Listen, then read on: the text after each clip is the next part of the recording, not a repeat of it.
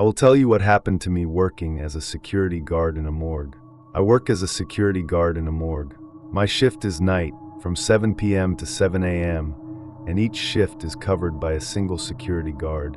I am in charge of controlling the entry of corpses, receiving family members to enter and identify them, recording their data, and of course, maintaining the security of the facility. The entrance to the building is about 20 meters from the security booth, and for some time now the door has been closed at 11 p.m., once all the doctors leave. One afternoon an ambulance brought a death. The boys who gave the details of the deceased were very faint, sweaty and dizzy. The driver couldn't stop sobbing, and he felt very tired, something that almost never happens.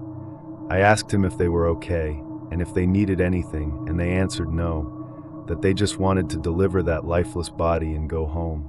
So we continued with the protocol without giving it importance, and continued with the work. I wrote down the victim's information.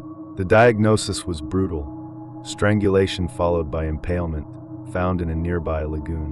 When I checked the cameras, I saw what they were carrying: a corpse in an advanced state of decomposition with the skull exposed, the skin loose, maggots everywhere, and the stick that had gone through it horribly, from the anus to the shoulder, was still there. I contained my disgust as best I could and continued with the protocol. Around 10 p.m., I began to notice a foul smell coming from the grate outside the guard room. This smell usually comes out on summer days because the water passes through there when they wash the body for the autopsy. I sprayed air freshener and closed the window a little, but the stench persisted. Through the cameras, I saw white smoke coming out of that grate for about 10 seconds. I didn't think anything about it. I didn't want to. But as soon as I closed the front door, the door to my on-call room slammed violently behind me. I was frozen. I tried to convince myself it was the wind, but something told me it wasn't. When I got back, my phone died so quickly it seemed quite strange. So I decided to play on my laptop. It took 20 minutes to boot up, which I also found strange. So I just stared at the cameras out of boredom. I instantly regretted it. One of the trays inside the burial chamber moved on its own, sliding deeper into the chamber, where there was no longer access for security cameras or outsiders. I was stunned. Minutes later, the knocking on the door began, dry and insistent blows. My heart was beating wildly. I turned off the cameras, turned on music, and forced myself to ignore everything until someone knocked on the window. I didn't know whether to pray or scream. At 4:15, the door to the guardhouse opened by itself. I went out trembling to close it, but my movements were clumsy, slow, as if something invisible was holding me back. The smell of rotting meat was unbearable. I felt watched. We have a rosary and a cross with the Virgin Mary in the guard room, so my only thought was to close my eyes, cross myself, and pray. Then I remembered that prayer to the Virgin Mary is often used when performing exorcisms. When I began to ask him to stop everything that was happening, my body was shaking from the cold. The window slammed shut again, and the smell began to fade, finally until I looked at the time, and it was already 5 a.m. I had to reopen the door to let the workers in. From that night on, every time I enter that place, I pray, and when I'm gone, so am I. I had never felt a presence so dense and dark. That change was the only time I truly believed that something other than a human was watching me.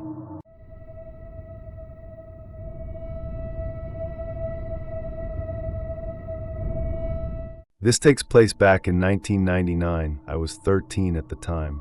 At this point in my life, my mom and dad had just broke up, and my dad had moved out and was living in an apartment complex. A month later, I went to stay the weekend at my dad's new place. I remember eating M&M cookies, reading a ton of comic books, and what I saw in the middle of the night. It was a one-bedroom place, and me, my dad, and any siblings piled in a small room. I woke up in the middle of the night because I had to pee. Walk into the hallway on my way to the bathroom, but something drew my attention to the living room. There I saw a figure looking like a skinny male with bushy but short hair. That's all details I can remember, because this thing ran at me as I put my eyes on it. I couldn't move as the ghost moved in my direction. The only thing I could do was close my eyes. By the time I opened them, there was nothing in sight, and somehow I didn't pee myself, and I slowly made it to the toilet, wondering the whole time if I saw what I just saw. On the way back to bed, my eyes were focused on the spot I saw the ghost last. I went to sleep, and in morning I told my dad what I saw, and he believed what I saw was a real living person, because the first night he stayed there someone tried to break in, which I think more scary than a ghost. But if it was a thief, why was nothing taken? And when he ran to me, why am I still here? My dad thinks I scared him away, and my mind played tricks on me, because I was scared. He told me not to tell my mom, but I told everyone about the one and only time I saw a ghost.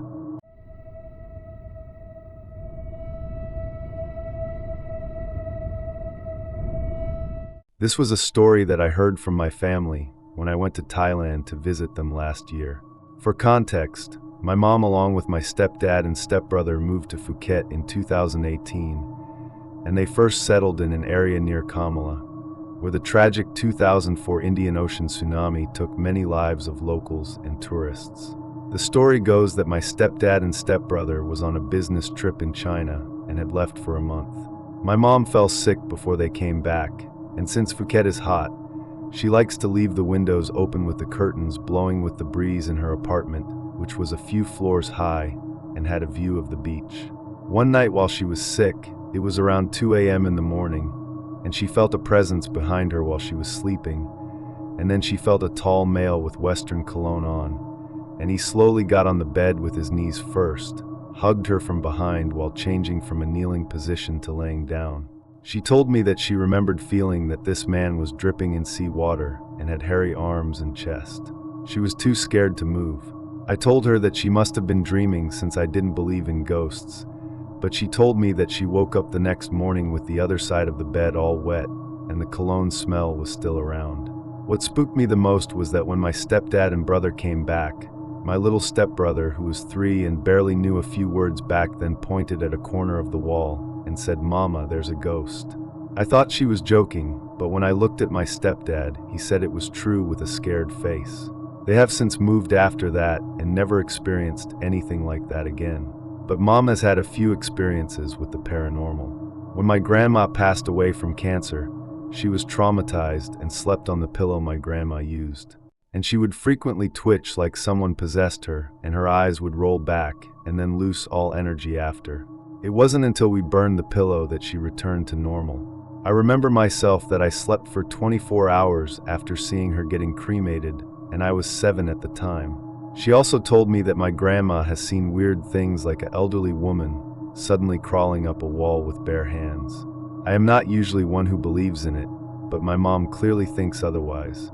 When I was in Thailand, I also heard knocking from the closet at night around 1 a.m., and I didn't think much of it, and it only happened on one night at her current residence.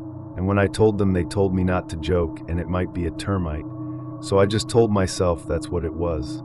What do y'all think about this spooky stuff?